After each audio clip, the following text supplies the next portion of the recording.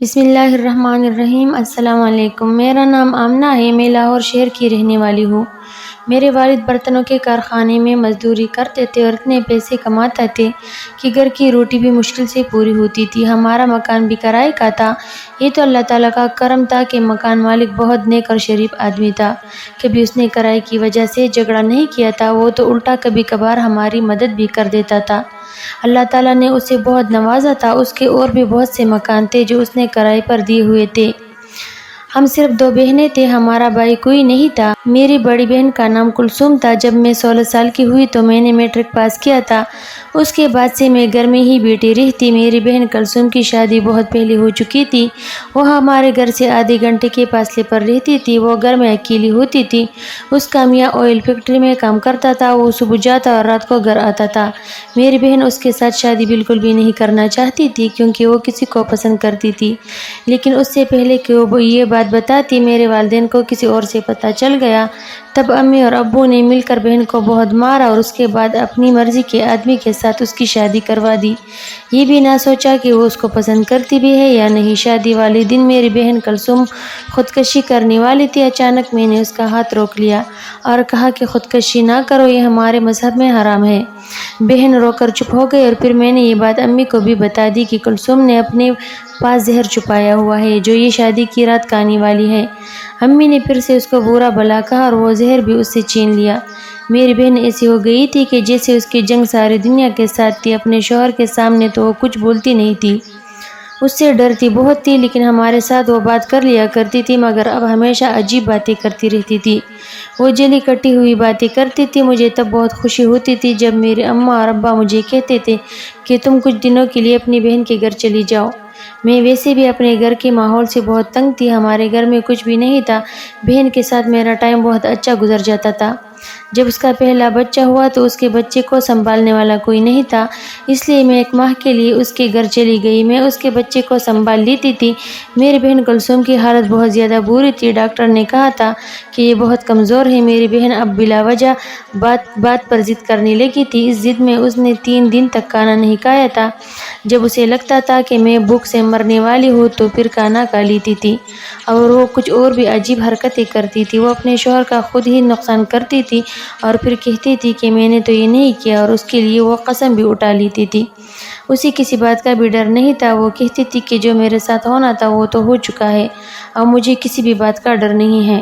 جس آدمی کو میں نے کھونے سے ڈرتی تھی وہ مجھ سے چھین لیا گیا ہے، اور وہ تھا جس سے میں محبت کرتی تھی۔ وہ تو میرے ماں باپ کو بھی یہی کہتی تھی کہ اب آپ چھوٹی کی شادی کر دے، اس کو کیوں بٹھایا ہوا ہے؟ مجھے تو 17 سال کی عمر میں ہی قربان کر دیا تھا، اس کو کیوں 18 سال تک بٹھا کر بیٹھے ہیں؟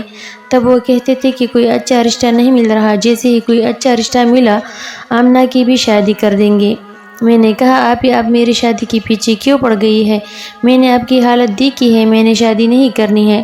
تب کلثوم آپی مجھے کہتی تھی کہ تم بھی تو پس ہو، میں بھی ان کی بیٹی تھی، تم بھی ان کی بیٹی ہو، کیا مجھے انہوں نے کچرے سے اٹھایا تھا جو اتنی جلدی اور بنا چھان بین کے میری شادی کروا دی؟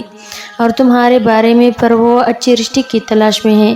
میری بہن کسی کا برا نہیں سوچتی تھی، لیکن اس کی زبان بہت تلخ ہو گئی تھی۔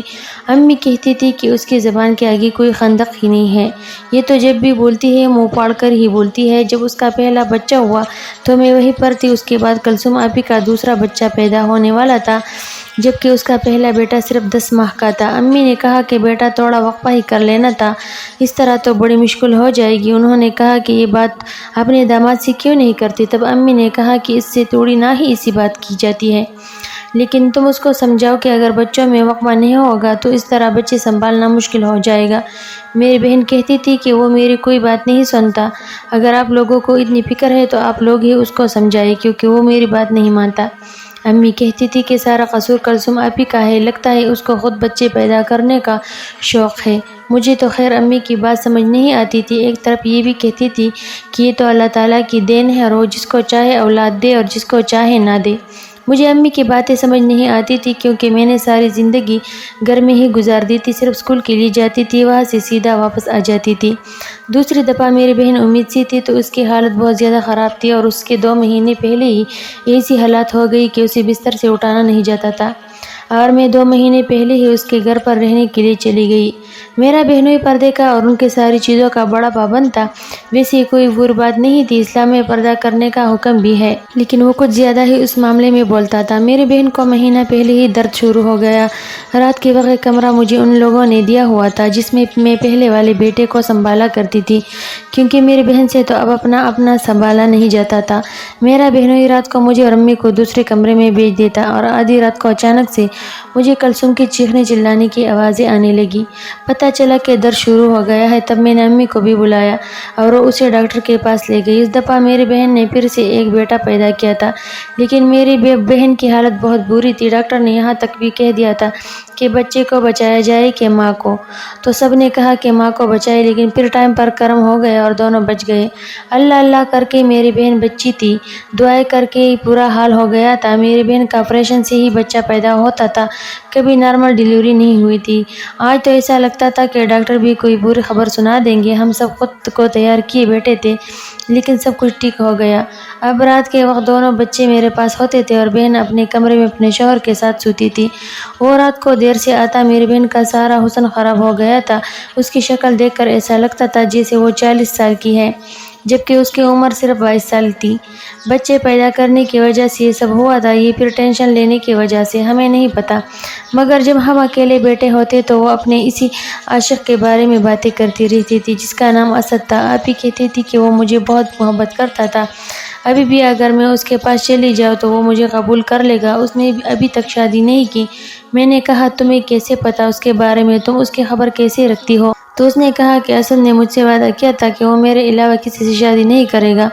میں نے کہا کہ اگر تمہارے شوہر کا پتہ چل گیا تو پھر کیا ہوگا؟ کہنے لگی کہ زیادہ سے زیادہ کیا کر لے گا، مجھ پر ہاتھ اٹھائے گا، مار ڈالے گا، کوئی پرواہ نہیں ہے مجھے، وہ تو پہلے بھی مجھے مارتا رہتا ہے۔ میں نے کہا کہ بھائی تم پر ہاتھ اٹھاتے ہیں کیا؟ اچانک میری بہن اپنی بات سے مکر گئی اور بولی کہ بس میں نے غصے میں کہہ دیا تھا۔ اتنا تو مجھے بھی پتا تھا کہ میرے بہنوئی مارتے نہیں تھے، کیونکہ وہ اللہ والے بندے تھے اور عورت پر ہاتھ اٹھانا اچھا نہیں سمجھتے تھے۔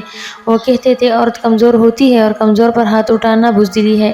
ایک رات میں جاگ رہی تھی، دونوں بچے میرے پاس تھے۔ اب دو چھوٹے چھوٹے بچوں کے ساتھ کون سو سکتا ہے؟ پہلا بیٹا تو پھر بھی سو گیا، لیکن چھوٹا بچہ مجھے بہت تنگ کر رہا تھا، جس کی وجہ سے مجھے بھی نیند نہیں آ رہی تھی۔ تھوڑی دیر کے بعد بہن کے کمرے سے مجھے عجیب و غریب قسم کی آوازیں آنے لگی۔ میں چپ کر بیٹھ گئی اور سوچا کہ ظاہر ہے ان کا اپنا معاملہ ہے، مجھے نہیں جانا چاہیے، لیکن تھوڑی دیر کے بعد میری بہن چیخنے لگی۔ وہ اپنے شوہر سے معافیا مانگ رہی تھی۔ میں اٹھ کر صحن میں آئی تو آوازیں آنا بند ہو گئی، جبکہ میں سننا چاہتی تھی کہ وہ لوگ کیا بات کر رہے تھے۔ اس کے بعد دوبارہ آواز نہیں آئی۔ صبح میں نے یہ بات بہن سے نہیں پوچھی، اس کا چہرہ بھی عجیب سا بنا ہوا تھا، لیکن اس نے تو ہر وقت ایسا منہ بنایا ہوا تھا کہ جیسے جانے کون سی قیامت آ گئی ہو، جیسے ساری دنیا کے درد اور دکھ صرف وہی جھیل رہی ہو اور ساری دنیا کی ذمہ داریاں میری آپ ہی کے قدوں پر ہو۔ میری بہن واقعی بہت زیادہ ضدی تھی۔ اس نے اسی رویے کی وجہ سے شاید رات کو بھائی سے ڈانٹ کھائی تھی اور ابھی تک منہ بنا کر بیٹھی تھی۔ ہمیں بھی اپنی بہنوئی کا پتہ تھا، وہ اتنے برے انسان نہیں تھے، لیکن اپنی بہن کا ضرور پتہ تھا کہ وہ بہت ضدی تھی۔ کبھی وہ ان کی جیب سے پیسے نکال کر کہتی تھی مجھے نہیں پتا کہاں گئے، کبھی اپنے شوہر کے کپڑے جلا دیتی اور کہتی تھی کہ میں نے نہیں جلائے، تو کبھی ان کے کپڑوں پر کوئی چیز پھینک دیتی تھی جس سے کپڑے گندے ہو جاتے، پھر خود کہتی کہ کیا ہو گیا ہے، لائے میں صاف کر دوں، اور کپڑے دھونے میں اتنی دیر لگا دیتی کہ جہاں انہوں نے جانا ہوتا وہاں ان کو دیر ہو جاتی تھی۔ شاید عورت کا بدلہ لینے کا یہی طریقہ ہوتا ہے، جبکہ کہا جاتا ہے کہ پڑھی لکھی اور نیک عورت اپنی نسل سنوار دیتی ہے، اور اس بات میں کوئی شک نہیں ہے۔ اسی طرح عورت کے اندر اگر آپ انتقام بھر دے تو پھر وہ نسلیں برباد بھی کر دیتی ہے، اور میری بہن بھی ایسی ہی انتقامی تھی، کیونکہ اس کے اندر انتقام بھرا ہوا تھا۔ امی ابو اپنے شوہر سے، یہاں تک کہ مجھ سے بھی اسے گلا تھا۔ وہ مجھے کہتی رہتی تھی کہ آمنہ شادی کے دن تم نے کیوں سب کو بتایا تھا کہ میں خودکشی کرنے والی ہوں؟ اگر میں مر جاتی تو میری جان چھوٹ جاتی، تم کر لی تھی اس آدمی سے شادی، ماں باپ کی عزت بچانی تھی تو پھر اس طرح بچاتی، مجھے کیوں مرنے سے روکا تھا؟ تم نے مجھے ذلیل کروا دیا۔ میری بہن کبھی کبھی بہت عجیب باتیں کرتی تھی، سمجھ نہیں آتا تھا کہ وہ کیا چاہتی تھی۔ اگلی رات پھر میری بہن کے کمرے سے عجیب و غریب قسم کی آوازیں آنے لگی۔ اب تو میں اٹھ کر صحن میں آ گئی اور جب آوازوں کو غور سے سنا تو وہ کچھ اس طرح کی آوازیں تھی۔ وہ کہہ رہی تھی چھوڑ دو مجھے، اللہ کے لیے چھوڑ دو، ایسا مت کرو، ایسا کرو گے تو میں مر جاؤں گی۔ میں حیران رہ گئی تھی کہ کیا ہو رہا ہے۔ میرا بہنوئی میرے بہن کے ساتھ کوئی جھگڑا نہیں کر رہا تھا اور نہ ہی اسے ڈانٹ رہا تھا، میری بہن خود ہی یہ سب کچھ بھول رہی تھی۔ مجھے نہیں پتا تھا کہ کیا ہو رہا ہے، لیکن اگلے دن میری بہن کی طبیعت بہت خراب ہو گئی۔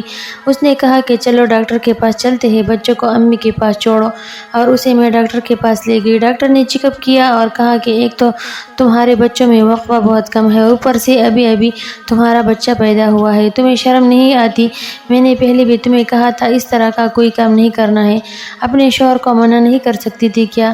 مجھے ڈاکٹر کی باتیں سمجھ نہیں آ رہی تھی۔ میری بہن ڈاکٹر کو بھی یہی کہہ رہی تھی کہ ہاں ٹھیک ہے، میری غلطی ہے۔ ڈاکٹر نے پھر اسے نہ جانے کیا کہا۔ جب میں وہاں پر نہیں تھی تو ان کے پیچھے بہت سی باتیں ہوئی، کیونکہ میں نیچے دوائی لینے گئی تھی۔ میری بہن کا پہلا بیٹا سال کا تھا اور چھوٹا بیٹا 3 مہینے کا تھا، اور پھر اچانک میری بہن نے یہ خبر سنا دی کہ وہ پھر سے امید سے ہے۔ اس دفعہ تو ہم سب نے اپنا سر پکڑ لیا۔ ہم نے کہہ کر پاگل تو نہیں ہو گئی، دماغ تو نہیں خراب ہو گیا تمہارا؟ لیکن وہ جواب نہیں دیتی تھی، چپ کر کے بیٹھی رہتی تھی۔ مجھے ایسا لگتا تھا کہ اس نے خودکشی کرنے کا یہ طریقہ نکالا ہے۔ بچہ پیدا کرنے سے عورت کی ساری صحت اور زندگی داؤ پر لگ جاتی ہے۔ 9 مہینے میں کچھ بھی ہو سکتا ہے اور پھر آخری وقت میں کچھ نہ کچھ ہو ہی جاتا ہے۔ بہت سی عورتیں ہی جو بچہ پیدا کرتے ہوئے مر جاتی ہے۔ پچھلی دفعہ بھی تو ڈاکٹر نے یہی کہا تھا کہ بچے کو بچانا ہے کہ ماں کو، لیکن قسمت اچھی تھی، ہم سب کی دعاؤں سے دونوں بچ گئے تھے۔ مگر اس دفعہ تو مجھے لگ رہا تھا کہ اس کا شوہر بھی اس کو مارنا چاہتا تھا اور وہ خود بھی مرنا چاہتی تھی۔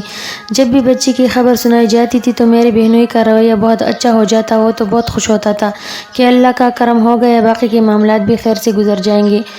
مردوں کو کیا پتا ہوتا ہے کہ ان کو تو بچہ پکڑا دیا جاتا ہے، تمہارا بیٹا یا بیٹی پیدا ہوئی ہے۔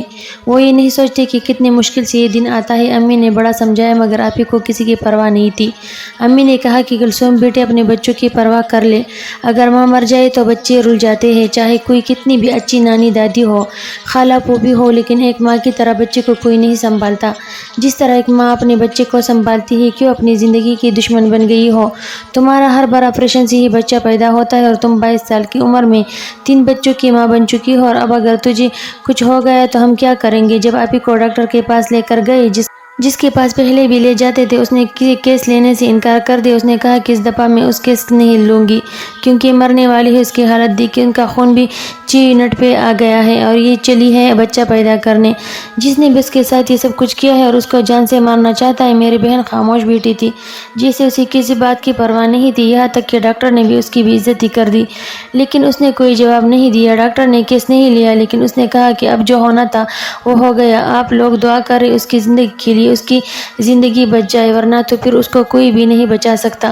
اسے کسی اور ڈاکٹر کے پاس لے جائے۔ اس ڈاکٹر نے کہا کہ مجھے اپنا ریکارڈ خراب نہیں کرنا، اگر میرے ہاتھوں اس کی جان نکل گئی تو میرے لیے مشکل بن جائے گی، کیونکہ مجھے اپنی کیریئر شروع کیے ہوئے کم عرصہ ہوا ہے۔ میں ایسا کوئی بھی کیس نہیں لینا چاہتی جس میں مریض خود اپنی زندگی کا دشمن بنا پھرتا ہے۔ ڈاکٹر کی بات بالکل ٹھیک تھی، مرتے تو سب اپنے ٹائم پر ہی ہے، جس کا ٹائم پورا ہو جاتا ہے وہ وہی مر جاتا ہے، لیکن ڈاکٹر کے اوپر یہ دبا لگ جاتا ہے کہ اس کے ہاتھوں میں اتنی عورتیں مری ہیں، پھر اس کے بعد اس کے مریض کم ہونا شروع ہو جاتے ہیں۔ اس لیے ہم کسی اور ڈاکٹر کے پاس چلے گئے اور اس کو یہ نہیں بتایا کہ اس سے پہلے بھی 2 بچے ہیں، تب جا کے اس نے اس کو کیس لے لیا۔ لیکن اس کا کہنا تھا کہ ماں کی حالت بہت بری ہے۔ روز رات کو میری بہن کے کمرے سے عجیب و غریب قسم کی آوازیں آتی تھی۔ میری بہن اپنے شوہر سے معافی مانگتی تھی۔ مجھے لگتا تھا کہ جو کچھ بھی ہو رہا ہے اس کا تعلق اسی سب سے ہے اور مجھے اپنی بہن کو بچانا چاہیے۔ جسے میں نے پہلے بتایا تھا، مجھے یہ بات سب کو بتا دینی چاہیے تھی، لیکن اگر ایسے میں یہ بات بتاتی تو کوئی یقین نہیں کرتا۔ اس وقت میرے پاس کوئی ثبوت نہیں تھا، کیونکہ یا تو میری بہن اپنے ساتھ کچھ غلط کر رہی تھی اور یا پھر اس کے ساتھ کچھ غلط ہو رہا تھا، کیونکہ اس کے جان پر بن گئی تھی، اور اصلیت جاننے کے لیے مجھے کسی طرح ان کے کمرے میں جھانک کر دیکھنا تھا کہ رات کو کیا ہوتا ہے، اور ثبوت کے لیے میں ان کی آواز ریکارڈ کر لینا چاہتی تھی۔ اور آواز کو ریکارڈ کرنا میرے لیے کوئی مشکل نہیں تھا، لیکن خالی آوازوں کی ثبوت سے کام نہیں ہونے والا تھا۔ رات کو وہ جب میری بہن کو مار رہا تھا یا جو بھی کر رہا تھا، میں نے ریکارڈنگ کر لی۔ آواز تو میرے پاس ریکارڈ ہو گئی تھی، اور اب دوسرا کام تھا کمرے کے اندر جھانکنا، اور میں نے ان کے کمرے کی کھڑکی پہلے ہی کھول دی تھی۔ کھڑکیاں صرف اندر سے ہی کھولی جا سکتی تھی، اور صفائی کرنے کے بہانے سے میں نے کھڑکی کھول دیا تھا۔ اب میں باہر سے اسے پکڑ کر آرام سے کھول سکتی تھی، اور جس سے آواز بھی نہ آتی۔ بچے بھی دونوں سو رہے تھے، لیکن مجھے بہت زیادہ ڈر لگ رہا تھا۔ اور پھر جب میں نے اندر جھانک کر دیکھا تو میرے پیروں تلے سے زمین نکل گئی۔ میری اتنی بہادر بہن جو سارے زمانے کے خلاف کھڑی تھی اور کسی سے ڈرتی نہ تھی، اس شخص سے کیوں ڈرتی تھی؟ آج مجھے سمجھ آ گیا تھا کہ وہ انسان نہیں جانور تھا۔ وہ تو میری بہن پر بہت بڑا ظلم کر رہا تھا۔ مجھے اتنا برا محسوس ہوا کہ میں وہیں پر بے ہوش ہو گئی۔ صبح آنکھ کھلی تو امی ابو سب موجود تھے۔ ویڈیو بھی میں نے تھوڑی سی بنا لی تھی، لیکن ویڈیو کسی کو دکھانے کے قابل نہیں تھی۔ امی کو یہ ویڈیو دکھائی تو وہ بھی حیران رہ گئی اور بہن پر غصہ ہونے لگی کہ اس نے پہلے بتایا کیوں نہیں، اور اس کا شوہر جو مولوی بنا پھرتا ہے یہ تو مسلمان کہلانے کے لائق بھی نہیں ہے۔ میرا بہنوئی میرے بہن کے ساتھ ایسا سلوک کرتا تھا جیسے وہ اس کی بیوی نہیں بلکہ خریدی ہوئی کوئی عورت ہے۔ جان بوجھ کر اس سے بچے پیدا کرواتا، کہتا تھا کہ مجھے تم سے 7 بیٹے چاہیے، میں خاندان میں اپنا نام پیدا کرنا چاہتا ہوں۔ یہ بھی کہتا تھا کہ اگر بچوں کو مارنے کے لیے کوئی گولی کھائی یا کچھ کیا تو تیرے دونوں بچوں کو خود مار دوں گا اور تجھے بھی مار دوں گا۔ اور میری بہن بچوں کی خاطر یہ سب کچھ برداشت کرتی رہتی تھی۔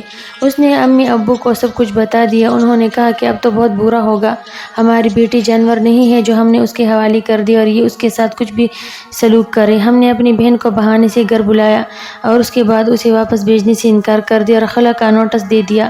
میری بہن نے جا کر عدالت میں کہہ دیا کہ میں نے اس بندے کے ساتھ نہیں رہنا، اب تو کوئی کچھ بھی نہیں کر سکتا تھا۔ عدالت کا فیصلہ میری بہن کے حق میں ہو گیا تھا۔ میرا بہنوئی غصے میں پاگل ہو رہا تھا، تبھی اس نے 2 توہین عدالت کر دی اور جج صاحب نے اسے اسی وقت 3 سال کی سزا سنا دی۔ جب میری بہن کا تیسری دفعہ آپریشن ہوا تو اس کی جان تو بچ گئی، لیکن ڈاکٹر اس کے بیٹے کو نہیں بچا سکے۔ وہ وقت ہمارے لیے بہت مشکل تھا۔ اسی طرح روتے دھوتے ہمارے 2 سال گزر گئے۔ ہم لوگوں نے وہ محلہ بھی چھوڑ دیا تھا، ہم نہیں چاہتے تھے کہ کوئی بدمزگی ہو۔ ایک دن وہی لڑکا ہمارے گھر رشتہ مانگنے آیا جس کے ساتھ میری بہن شادی کرنا چاہتی تھی اور گھر والوں نے انکار کر دیا تھا، لیکن آج اس کا ہمارے گھر میری بہن کا رشتہ مانگنا ایسے ہی تھا جیسے وہ ہماری بہت بڑی مشکل حل کرنے آیا ہو، کیونکہ 22 سال کی عمر میں ہی میری بہن گھر واپس آ گئی تھی۔ امی ابو نے فوراً ہاں کر دی اور ان دونوں کا نکاح کروا دیا۔ اس نے کہا کہ میں بچے بھی رکھوں گا اور آپ کی بیٹی کا خیال بھی رکھوں گا۔ ایسی ہوتی ہے محبت۔ دنیا میں جہاں میرے بہنوئی جیسے جانور لوگ ہوتے ہیں وہاں اسد جیسے اچھے لوگ بھی ہوتے ہیں، لیکن یہاں ماں باپ کو چاہیے کہ وہ بیٹی کی شادی کرتے وقت یہ دیکھے کہ انسان کیسا ہے، یہ مت دیکھے کہ اس کے پاس پیسے ہیں یا نہیں، کیونکہ پیسے تو آنے جانے والی چیز ہے، لیکن اخلاق اور تربیت سے بڑی کوئی چیز نہیں ہوتی۔ آج میری بہن اپنے گھر میں خوش ہے اور میری شادی بھی ہو گئی ہے۔ میرے ماں باپ بوڑھے ہو گئے ہیں، مگر اب ہماری زندگی میں سکون ہی سکون ہے۔